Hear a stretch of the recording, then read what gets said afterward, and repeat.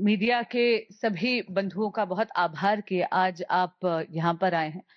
एक बहुत महत्वपूर्ण विषय आप सभी के समक्ष रखना चाहती हूँ। मैं यहाँ किसी एक विशेष मीडिया हाउस के पक्ष में नहीं बैठी हूँ, लेकिन जो एक सिस्टमैटिक तरीके से लोकतंत्र का दमन कर रही है आम आदमी पार्टी की पंजाब सरकार, उस पर प्रकाश जरूर डालना चाहूंगी। आप सब इस बात से अवगत होंगे कि 31 अक्टूबर 2025 को एक आर्टिकल पंजाब केसरी ग्रुप ने पब्लिश करा था, जहां पर उन्होंने माननीय अरविंद केजरीवाल जी की आलोचना करी थी।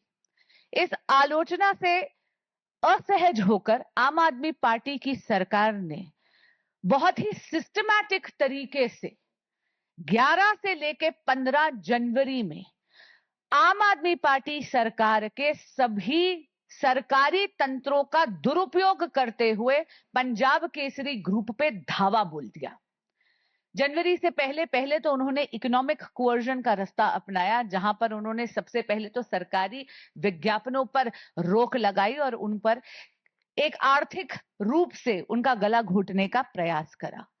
उसके बाद आप देखेंगे कि 11 जनवरी से लेकर और 15 जनवरी के बीच में लगभग 9 तंत्रों का दुरुपयोग करके, चाहे वो पोल्यूशन कंट्रोल बोर्ड हो, चाहे वो आईटी डिपार्टमेंट हो, चाहे वो पंजाब पुलिस हो, उन्होंने जाकर पंजाब केसरी के अलग अलग स्थानों पे, यानी जलंधर की प्रेस हो, वहां पर हर जगह उनके बाकी जितने भी व्यवसाय, चाहे होटल्स हो, उन्होंने जाकर रेड करी है। मित्रों, ये बहुत ही गंभीर बात है। Dissent is necessary in democracy. Dissent is the foundation of democracy. कहीं ना कहीं आलोचना का अर्थ ये नहीं है कि कोई भी सरकारी तंत्र असहज हो जाए। सवालों से सरकारें बेहतर होती हैं। आम आदमी पार्टी की सरकार किसी भी आलोचना या किसी भी सवाल का जवाब तो दे नहीं सकती, लेकिन हाँ, मीडिया का दमन जरूर कर सकती है। Media is known as the fourth pillar of democracy. हमारे लोकतंत्र की नींव को सुदृढ़ करता है मीडिया। और आप देखेंगे, ये दमन की राजनीति कोई आज की राजनीति नहीं है, ये एक पैटर्न है। मैं आपके समक्ष कुछ तथ्य रखना चाहूंगी।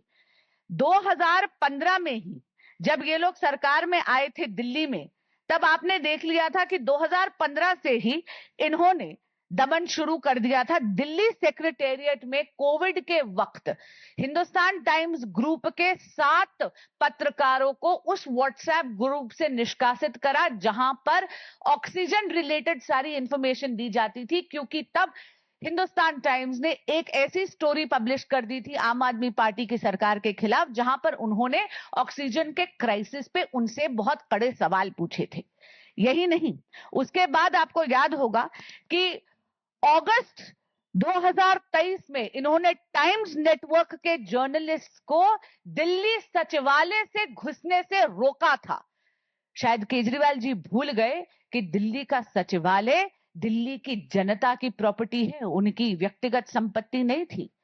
और आपको याद होगा जब शीश महल की स्टोरी आई, जो जनता के पैसे का दुरुपयोग कर केजरीवाल जी ने शीश महल अपने व्यक्तिगत सुख के लिए खड़ा करा था, उस पर टाइम्स नेटवर्क की, खास करके नवभारत टाइम्स की एक महिला पत्रकार को पंजाब पुलिस ने लुधियाना में अरेस्ट करा था। और आपको याद होगा 2022 में ही पंजाब हरियाणा हाईकोर्ट को वो एफआईआर क्वॉश करनी पड़ी।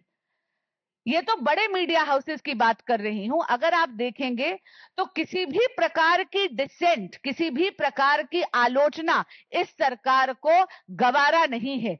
ये जनवरी 2023 में तो इन्होंने पंजाब केसरी के साथ ये करा। नवंबर 2025 में आपको याद होगा, आधी रात को जाकर आम आदमी पार्टी की सरकार के इशारे पर पंजाब पुलिस ने जाकर जितने भी न्यूज़पेपर डिस्ट्रीब्यूटर्स थे वहां पर लोगों को अरेस्ट करा। उनके जितने भी मोबाइल फोन्स थे उनको जब्त कर लिया अवैध तरीके से। और जितने भी न्यूज़पेपर्स जिसमें माननीय केजरीवाल जी के खिलाफ किसी भी प्रकार का आर्टिकल होगा, उन पेपरों को जला दिया गया। मैं पूछना चाहती हूं, कि कब तक आम आदमी पार्टी कुशासन को छुपाने के लिए मीडिया का दमन करती रहेगी। भारतीय जनता पार्टी इसका कड़ी आलोचना करती है। और एक बात मैं केजरीवाल जी को याद कराना चाहूंगी, सत्ता के मुंह में मदमस्त होकर उन्होंने कुमार विश्वास जी को भी पकड़ने के लिए दिल्ली में पंजाब पुलिस का दुरुपयोग करा था और उनको भेजा था। हमारे नेता तेजिंदर बग्गा जी को भी अरेस्ट करने के लिए उन्होंने पंजाब पुलिस का दुरुपयोग करा था। ये जो सरकारी तंत्र का मिसयूज वो कर रहे हैं ना, इसमें मुझे उनको एक दो लाइनें जरूर याद आ रही हैं जो मैं उनके समक्ष रखना चाहूंगी और उनको पूछना चाहूंगी, तुमसे पहले जो एक शख्स यहां तख्त नशी था उसको भी अपने खुदा होने पर इतना ही यकीन था। शायद केजरीवाल जी भूल गए हैं कि दिल्ली की जनता ने आम आदमी पार्टी के कुशासन को अस्वीकार करा है।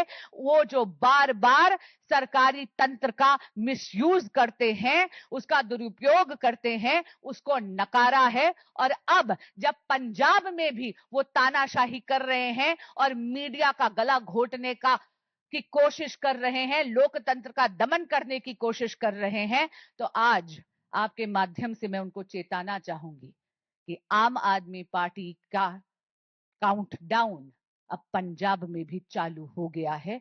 वो अब पतन के पथ पर ही अग्रसर है। बहुत बहुत धन्यवाद। आपके सवाल आप पूछ सकते हैं।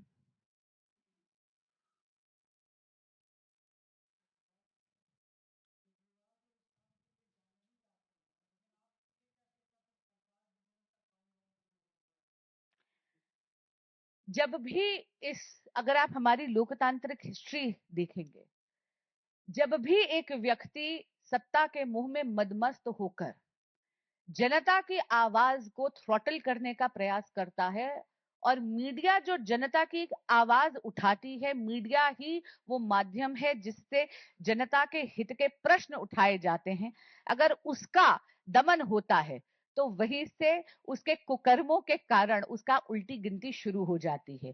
केस इन पॉइंट आपको याद होगा, इमरजेंसी में श्रीमती इंदिरा गांधी और तत्कालीन कांग्रेस सरकार ने सबसे पहले प्रिंटिंग प्रेस पर ही धावा बोला था। आपको याद होगा कि भारत के इतिहास का ये जो काला अध्याय है, इसका भारी खामियाजा उनको भरना पड़ा था, क्योंकि सबसे पहले उन्होंने अंकुश लगाया था भारत के मीडिया पर।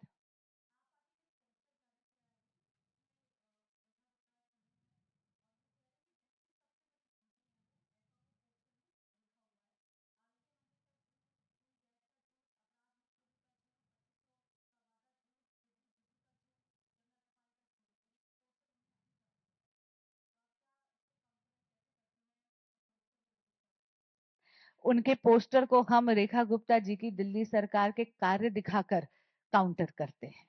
देखिए, रही बात झूठ की राजनीति, अब अगर मैं यहाँ पर बैठ के माननीय केजरीवाल जी जब वो यहाँ के मुख्यमंत्री थे, या आम आदमी पार्टी सरकार ने जो झूठ का पुलंदा भारत की जनता और दिल्ली की जनता को परोसा था, उसी के कारण आप देख रहे हैं कि विधानसभा के चुनावों में उनको खरारी हार का सामना करना पड़ा है। रही बात रेखा गुप्ता जी की, तो आप देख रहे हैं कि वो अथक प्रयास कर रही हैं। जो काम 11 सालों में नहीं हुआ, उन्होंने मात्र 11 महीने में करके दिखा दिया है। डीसिल्टिंग जो नालों की हुई नहीं है, ये जो आप देख रहे हैं, जो दयाल सिंह कॉलेज के सामने जो नाला था हमारा, इसमें 15,000 मेट्रिक टन से ज्यादा सिल्ट केवल और केवल रेखा गुप्ता जी की भारतीय जनता पार्टी की सरकार ने निकाला है। मेरी खुद की कॉन्स्टिट्यूएंसी का एक मैं आपको एग्जांपल दे देती हूँ। आपको याद होगा, राजेंद्र नगर में बहुत ही दर्दनाक मौत हुई थी 3 ऐसे स्टूडेंट्स की जो यहाँ पर आईएएस एस्पिरेंट्स बनकर आए थे। क्यों? क्योंकि राजेंद्र नगर विधानसभा के तत्कालीन आम आदमी पार्टी के जो विधायक थे, उन्होंने डीसिल्टिंग नहीं करवाई थी नालों की। इस बार आप जाकर देख लीजिएगा, पिछला जो मॉनसून था, पिछले से और पिछले साल की जरा तस्वीरें कंपेयर कर लीजिएगा, एक बूंद पानी वहां पर जमा नहीं हुआ। इसका मतलब है उन बेचारे बच्चों की जो मौत थी वो सिर्फ इसलिए हुई थी क्योंकि आम आदमी पार्टी की सरकार, आम आदमी पार्टी के विधायक अपना काम नहीं करते थे। और रही बात जितने भी और बाकी काम हो रहे हैं, आरोग्य मंदिर आप देख लेंगी 1100 से ज्यादा यहाँ पर आरोग्य मंदिर श्रीमती रेखा गुप्ता की सरकार ने चालू कर दिए हैं। अटल कैंटीन की अगर हम बात करें तो जहां पर मात्र 5 रुपए में पौष्टिक आहार पूरी थाली मिलती है, ऐसी 45 अटल कैंटीन चालू हो चुकी हैं, अभी और बन रही हैं, लोकेशंस बन गई हैं। देखिए, ये पहली सरकार है डबल इंजन की भारतीय जनता पार्टी की, रेखा गुप्ता की सरकार, जिसके मंत्री और सीएम आपको सड़क पर काम करते हुए दिखते हैं। इसके कारण यहां पर जो आम आदमी पार्टी का नेतृत्व है वो बौखलाया हुआ है। हम काम करते रहेंगे, आप पोस्टरबाजी करते रहिएगा। जी, धन्यवाद।